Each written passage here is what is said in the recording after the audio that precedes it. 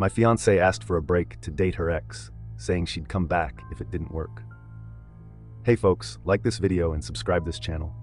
After lurking around here for what feels like forever, I figured it's time to share what's been going on with me lately.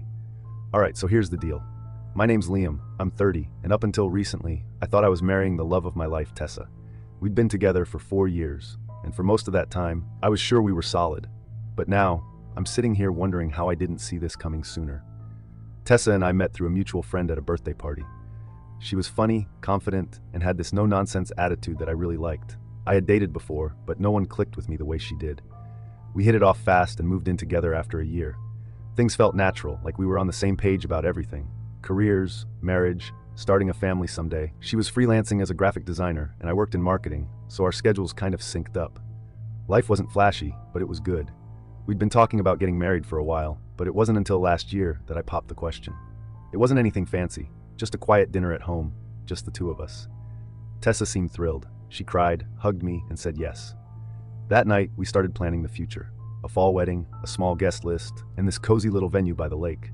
It felt like everything was falling into place. Or so I thought. The first red flags weren't huge, obvious things. They were small, sneaky little cracks that I shrugged off because I didn't want to overthink. For example, Tessa's excitement about the wedding planning started fading after a few months. At first, she was all in, sending me Pinterest boards, scrolling through wedding dresses, and asking me about the little details, like if I preferred tulips or roses for the centerpieces. But then it just stopped. I'd ask her stuff like, "Hey, have you decided on your bridesmaids yet?" And she'd brush it off. "Not yet. I'm still thinking about it," she'd say over and over again. The same with her dress, the cake, even the music. Every decision we'd been so excited about just became this thing she wanted to delay. "There's still time," she'd tell me. It was like the wedding was an afterthought. At the time, I told myself it was just stress. Wedding planning can be overwhelming, right? Plus, Tessa had a lot going on with her work. I figured she'd snap out of it eventually. What I didn't realize was that her lack of enthusiasm wasn't about the wedding. It was about us. The real slap in the face came one night when we were hanging out with some friends. Someone brought out that stupid TikTok game. We listen, but we don't judge. You've probably seen it. It's that game where you answer personal questions and everyone's supposed to keep a straight face and not judge. Although everyone does judge, everything was going fine until someone asked, if you could relive one relationship, which one would it be? Without even thinking, Tessa said, "Oh, probably Dylan." Just like that. Dylan, her college ex, the one who cheated on her. The second she said it, the room got awkwardly quiet. She laughed nervously and tried to backtrack, saying, not like I'd actually want to. It's just, a big part of my past. I wanted to call her out right there, but we were with friends, so I let it slide. Later, when we were alone, I asked her about it. What was that about Dylan? Why would you say you'd relive that relationship?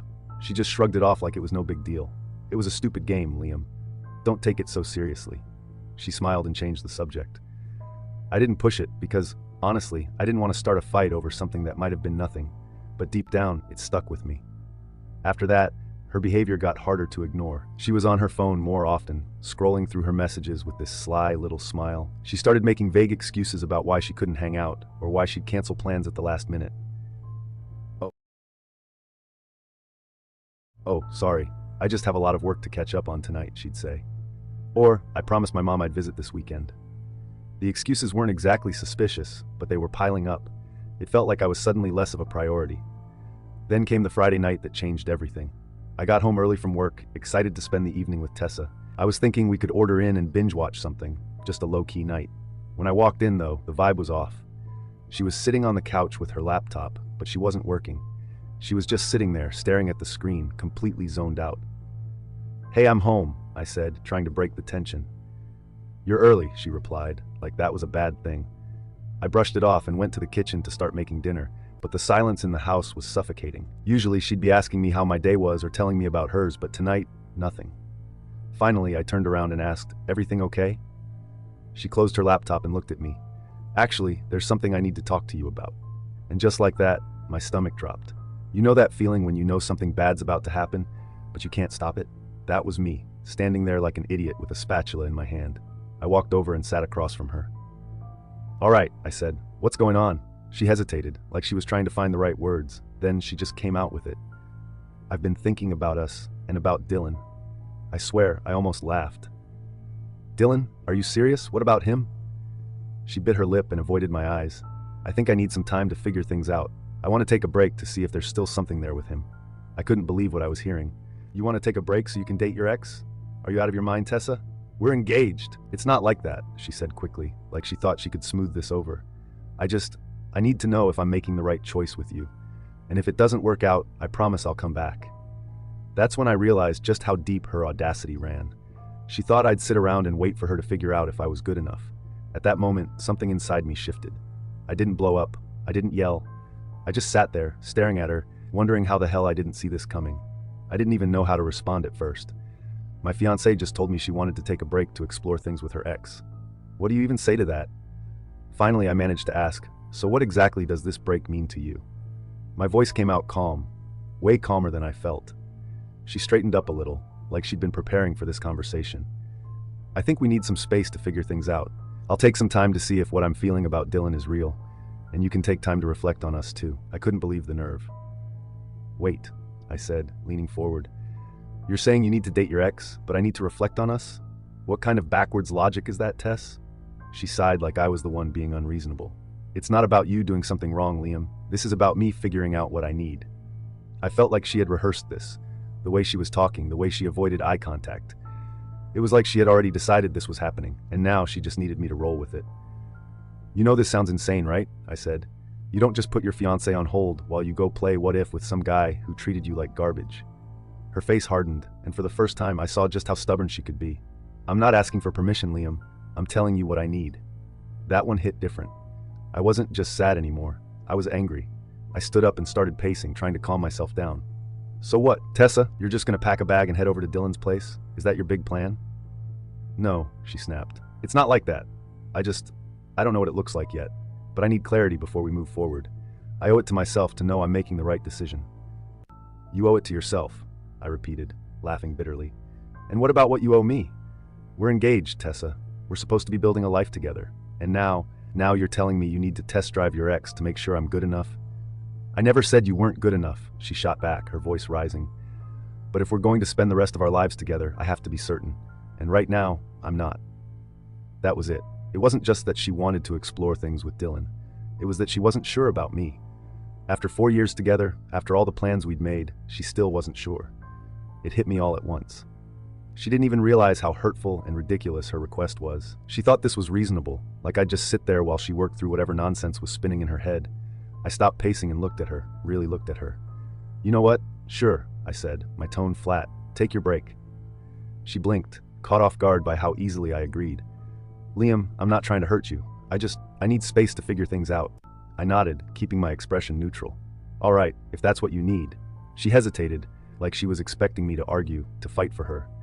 When I didn't, she stood up, grabbed her laptop, and mumbled, I'll stay at my mom's for a bit. This isn't forever. We'll talk when I've had some time. Okay, I said simply. She glanced at me, unsure of how to respond, then disappeared into the bedroom. I could hear her moving around, throwing stuff into a bag. I stayed on the couch, calm on the surface, but my mind was already turning. If she wanted her break so bad, fine.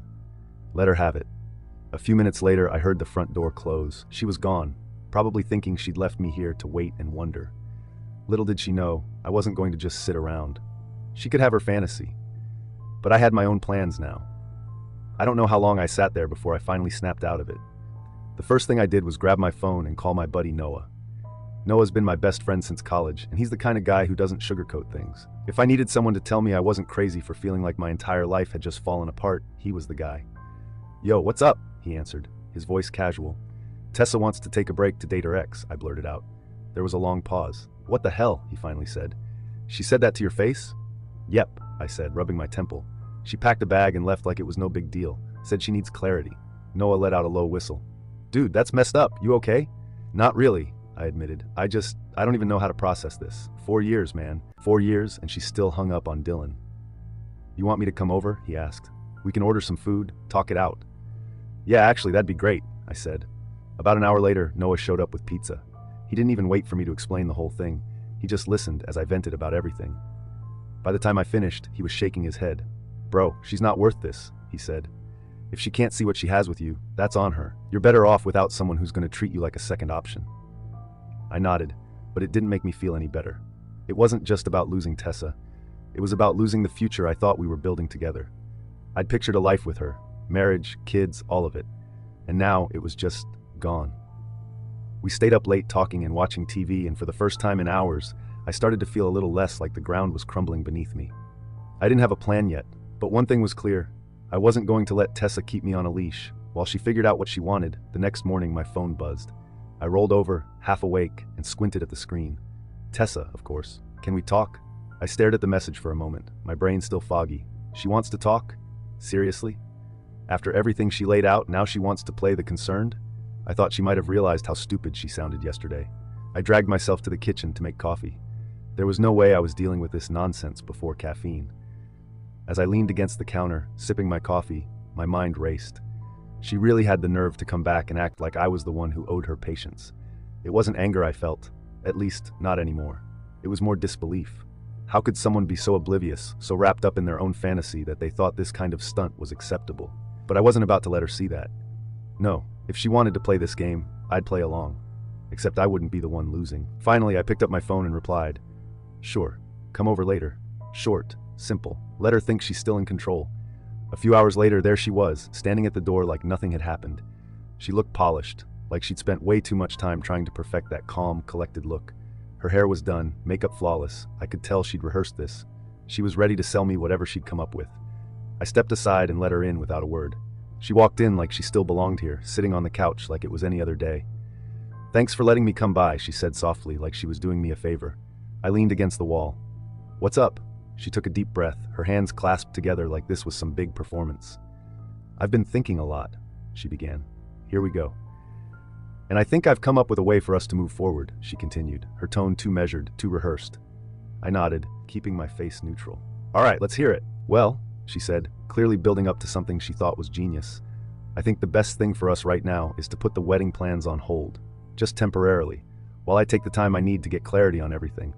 That way, we don't lose the progress we've made, and we can pick things back up once I'm sure about us." I stared at her, waiting for the twist. She wasn't joking. She actually thought this was reasonable.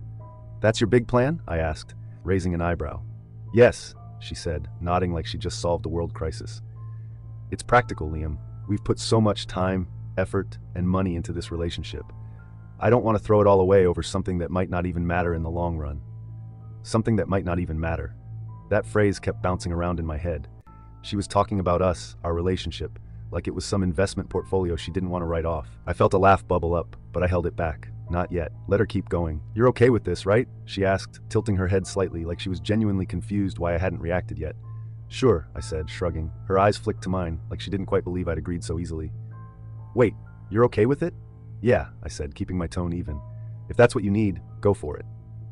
She blinked, clearly thrown off. She probably expected me to argue, to fight, maybe even beg her to stay. Instead, I gave her nothing. "I just don't want you to think this means I don't care," she added quickly, trying to fill the silence. "I just need some space to figure out what I really want. It's not forever." "Got it," I said, nodding. For a moment, she just stared at me, trying to read my face. But I wasn't giving her anything. Let her stew in her own awkwardness. She stood up, smoothing her hands over her jeans. "I'll stay at my mom's for a bit," she said. "It's not forever. We'll talk once I've had some time." "All right," I said, keeping my voice neutral. She hesitated like she wanted to say something more, but then she just grabbed her bag and headed for the door. "Thanks for understanding," she said, pausing before stepping out. I just nodded again, keeping my face blank. After she left, I stood there for a moment, wondering how I hadn't seen it before. I couldn't see her as my wife anymore. She was gone, figuring out her ex, and she actually thought I was sitting here waiting for her to figure out if I was good enough to fit into her perfect little fantasy life. But she didn't get it. This wasn't her decision anymore. I walked over to the window and watched her car pull out of the driveway. She was probably feeling relieved, thinking she'd bought herself some time to figure things out with Dylan. Let her think that. The truth was, I'd already made my decision. I wasn't going to argue. Wasn't going to fight for someone who thought it was okay to keep me on the back burner while she explored her doubts. She could have her break. She could have Dylan. I was done playing along. The funny thing is, I didn't even feel angry anymore. I felt free. It was like a switch had flipped in my head. All this time, I'd been worried about what she wanted, what she needed, how I could fix things. But now, it was about me.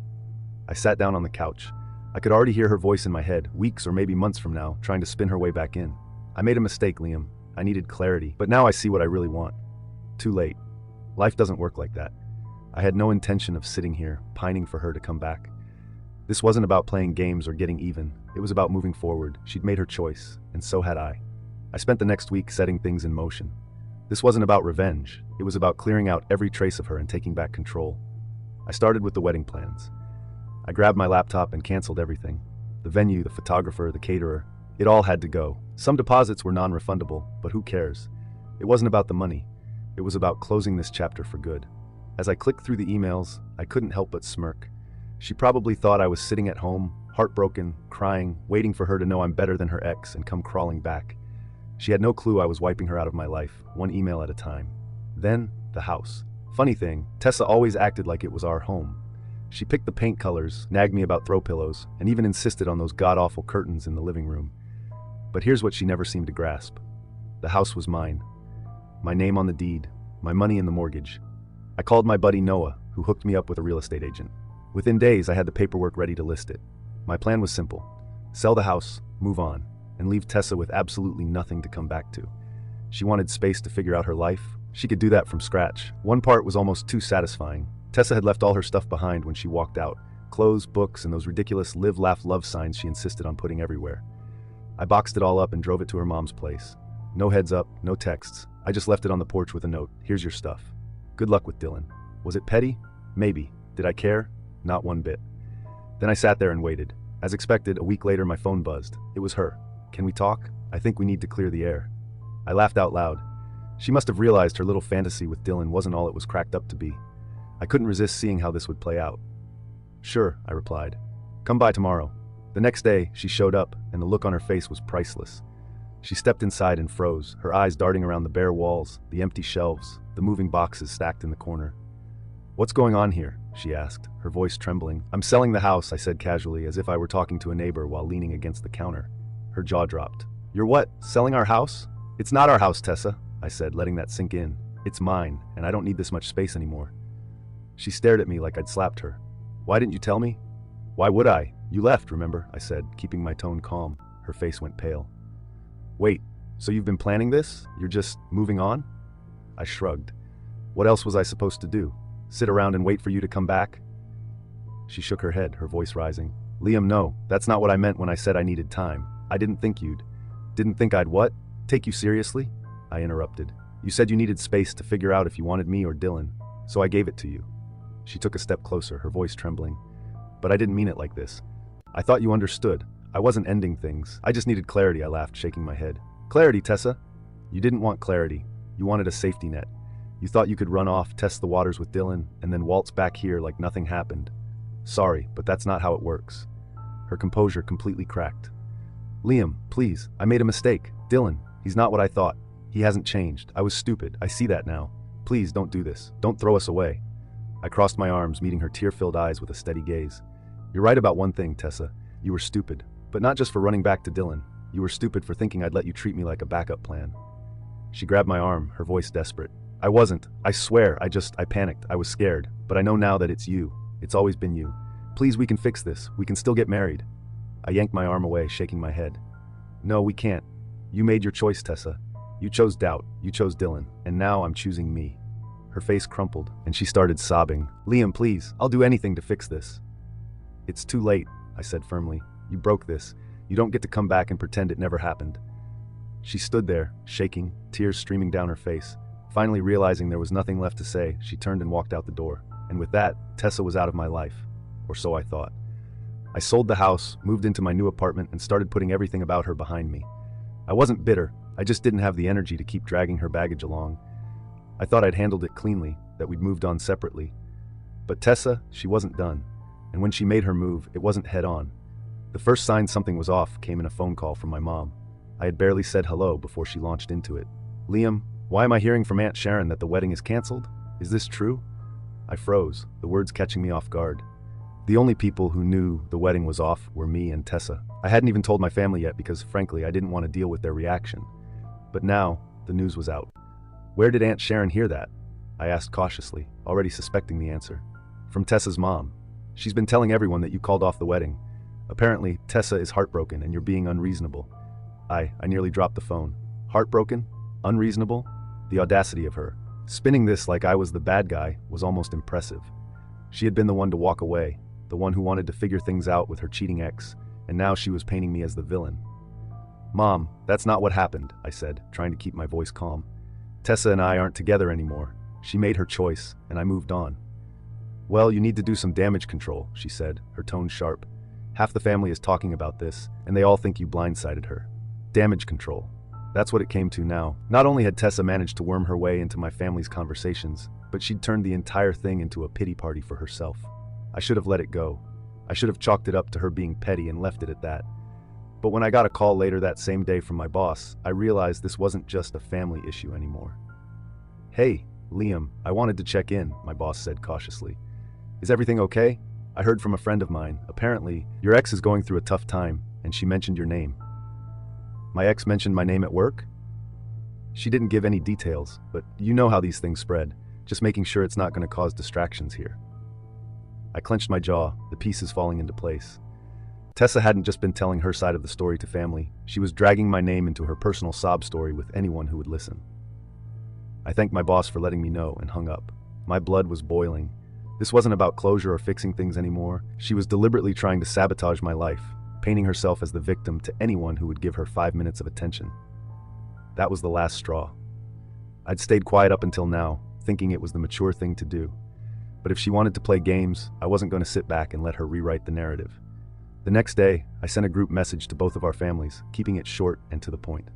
"Hi everyone. I wanted to address something. Tessa and I are no longer engaged, and it was a mutual decision after a lot of difficult conversations. I'd appreciate it if we could all respect each other's privacy and move forward without assigning blame. Thank you." It wasn't dramatic, but it was enough to cut off her nonsense before it spread further. Then I blocked her on everything: phone, social media, email. She didn't deserve access to my life anymore. Not after how she'd tried to twist things. The fallout wasn't easy. My mom wasn't thrilled about me handling it so bluntly, and a couple of relatives still whispered about how I could throw away such a good thing. But I knew the truth, and that was enough. All my ex-fiancée did was show me how little she respected me or the relationship we'd had. If anything, she made me even more grateful that I'd cut her out for good. So here I was, finally drawing the line. Blocking her was like flipping a switch, cutting the power to the drama machine she'd been running for weeks. It wasn't just about silencing her, it was about reclaiming my peace. The first thing I did was take control of the narrative. People love to fill in the blanks when you stay quiet, and I'd given Tessa way too much space to craft her story. So I called up the people whose opinions mattered to me, my close friends, my siblings, and my mom. I laid it all out. No embellishments, just the facts. "Look," I told my mom over coffee, "I didn't throw away a good thing. She bailed on me for her ex, plain and simple. I tried to be civil, but she's out here spinning tales like she's the victim. I'm not letting her trash my name." Mom gave me her classic disapproving look, the one that could make a grown man feel like a scolded teenager. "I get it, Liam, but you could have been more tactful." "Tactful? Mom, she's airing our dirty laundry to anyone who will listen. I'm done playing nice." That seemed to click for her. She sighed, finally conceding. "I just want you to be happy. Don't let her drag you down." From there, I made it my mission to shut down the whispers wherever they popped up. If someone brought up Tessa, I gave them the short version. It didn't work out, and she's not the person I thought she was. End of story. Most people got the hint and dropped it, but a few needed a bit more directness, like my cousin Mark, who cornered me at a family barbecue. "Hey man, I heard you left Tessa high and dry. What's up with that?" I stared at him, barely believing the audacity. "You heard wrong, Mark. She ditched me to figure things out with her ex. If you want the full story, ask her. I'm not playing the gossip game." He backed off pretty quick after that. While I was busy cleaning up the social mess, I also had to deal with work. My boss, thankfully, was chill about the whole thing. I explained the situation in private, emphasizing that it wouldn't affect my performance. He nodded and said, "I figured there was more to it. Just keep your head down and don't let it get to you." But Tessa wasn't done trying to stir the pot. A week later, I got an email from a mutual friend of ours, Sarah. She wasn't taking sides, but she felt the need to share something. "Hey Liam, I thought you should know. Tessa's been posting stuff online. Nothing outright nasty, but it's obvious she's talking about you. Just wanted to give you a heads up." I thanked Sarah and checked it out. Sure enough, Tessa had been posting vague, passive-aggressive quotes about betrayal and heartbreak. Stuff like, "Some people will throw away diamonds to chase stones," real subtle. At first I was tempted to respond, to call her out for the nonsense. But then I stopped myself. Why stoop to her level? She wanted a reaction, and I wasn't giving her one. Instead, I reported her post for harassment and moved on. That was the real turning point for me, realizing I didn't owe her or anyone an explanation anymore. My life wasn't a public forum for her to dissect and manipulate. If she wanted to live in the past, that was her problem, not mine. One night, sitting with my buddy Jake, he said something that really stuck with me. "Man, you dodged a bullet. Imagine if all this came out after you were married. You're better off, trust me." He was right. As painful as it had been, breaking things off with Tessa before we tied the knot was the best thing that could have happened. It wasn't just about avoiding the drama. Being with her had blinded me to what I really wanted in a partner. Someone who had my back, not someone who'd turn on me the second things got tough. By the time a few months had passed, Tessa's antics started to fade into the background. People moved on, and so did I. The family stopped bringing her up, the whispers at work died down, and her online posts eventually dried up. It was like she finally realized she couldn't keep milking the situation for sympathy. I'd like to say I forgave her, but honestly I didn't. And that's okay. Not every wrong has to be forgiven to be left behind. I don't hate her, I just don't care anymore. The real closure came when I realized I wasn't waiting for her to apologize or for people to see my side. I was living my life for me, not for anyone else's validation. So I guess all I want to say is this. Sometimes, the hardest decisions are the ones that save you. Cutting ties with Tessa wasn't easy, but it was necessary. It taught me to trust my gut, to stand up for myself, and to never settle for less than I deserve. Looking back now, I don't regret a thing. I'm in a better place, mentally, emotionally, and even physically. Life's too short to waste on people who don't value you. And if I've learned anything, it's this. The best revenge isn't getting even. It's living well. And with that, this chapter of my life is officially closed.